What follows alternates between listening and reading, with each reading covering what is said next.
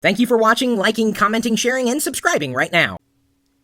Is it just me, or is GTA 4 like the most awesome game ever? Ever! I don't know. I've never actually played GTA 4 or 3 or 2 or 1 really. I've never played GTA. Grand Theft Auto is just it's not my thing. Petty larceny? I'm all about that. The whole car thing though, not so much. I've got a top 5 list here from someone who was also disappointed with GTA. In case you're wondering if you were the only one who didn't think it was the best game ever.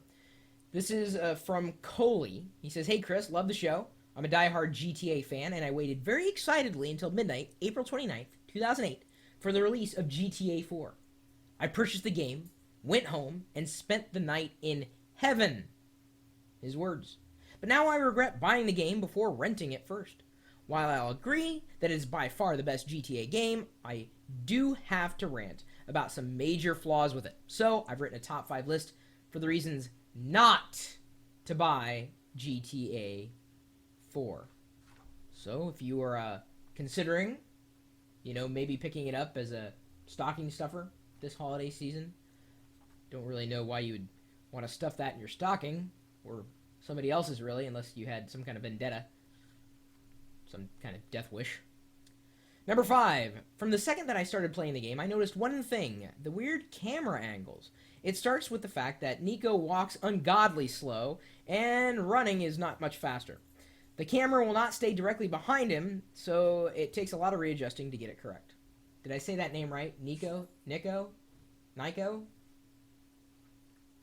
The Knights who formerly say Nico?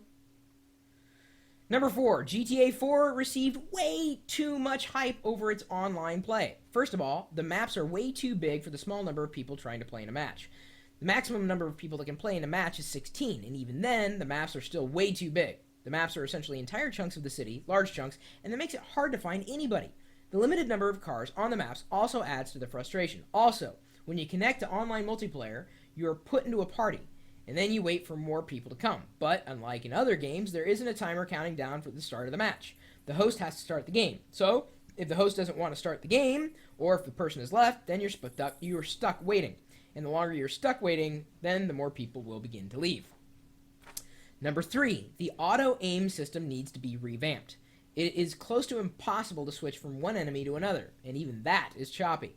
There's almost no free aim, since when you aim with any weapon, then it'll automatically aim at the nearest person. This feature is very frustrating and adds to the list of problems with this game, again, according to Corey. Number 2, there's one thing, though, that is consistent throughout the entire game, and that is the missions. It doesn't matter whether or not you are playing a mission in which you'll kill an Italian family, or maybe driving a truck full of explosives across the city, each mission is the same. All missions are drive from point A to point B, shoot, drive, escape. Every mission fits that description in one way or another. There's no originality in the missions like there's been in past games. Number 1, the one element of this game that disappointed me the most was the dearth of things to do. Liberty City is the largest of any of the other cities in the series by far, but there isn't a lot that you can do. While strip clubs, bowling, and bars are fun, that's about all there is to do. The Helo Tour gets old after a couple of times, and the top of Rotterdam Tower is only fun for a while. Adding to the short list of things to do is the fact that there are a limited number of buildings that you can enter.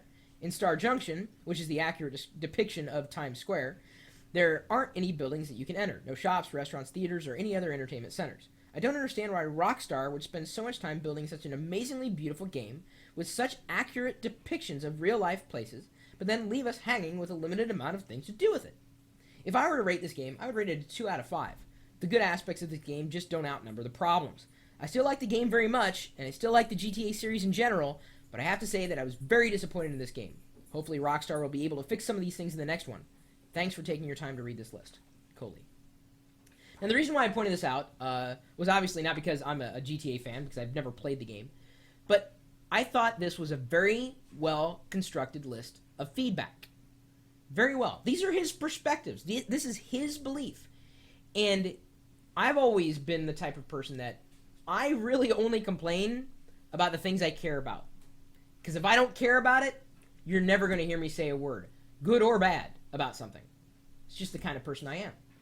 When you hear me complain, then you know I care, because there's passion behind my complaints. Obviously, he cares too. He said it in the beginning and the end. He cares. He wants to see better. He is a fan of the game. And I would consider this a very, very well-constructed, I guess, bit of criticism of sorts. Obviously, someone who cares enough to write this out and share it with the rest of the community. I'm curious to know your perspective on GTA, the entire series, or maybe GTA 4, and how it compares to the rest of the Grand Theft Auto game series. If you've spent a lot of your life playing it, maybe even some of your life, or, if you have got a list of issues with maybe other popular game series, or maybe just anything out there in general, something that you're a fan of, because you can't just complain about something that you hate. That's pointless, okay? Because we know that you hate it. You have to like something for us to take your complaints seriously. You have to care for us to care.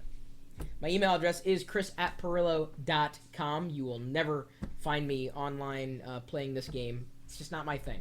I'm just not into it. I don't care if you are. Awesome. Not my thing. I don't really play a lot of games unless they're, of course, casual games. Something I can pick up and put down. I've mentioned that several times. If you're a geek, you're welcome to join us at geeks.pirillo.com. A lot of gamers over there, too, as a matter of fact.